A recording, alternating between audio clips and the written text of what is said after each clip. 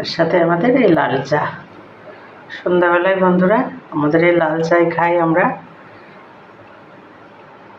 স্ন্যাক্সের সাথে লাল চা। মাখার সাথে একটা চপ পেঁয়াজি দিয়ে দিলাম। এ হয়ে গেছে আমার বিকেলের স্ন্যাক্স। এর সাথে আবার চা দেব।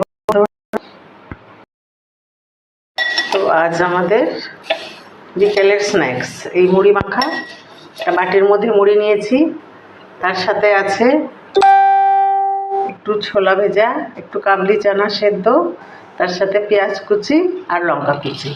এর মধ্যে আমি দিয়ে দিলাম মুড়ির সাথে আছে চানাচুর, চানাচুরও দিয়ে দিলাম। তার সাথে দিয়ে দিলাম একটু সর্ষের তেল। ভালোভাবে মেখে নেব। এই মুড়ি মাখা হয়ে গেছে।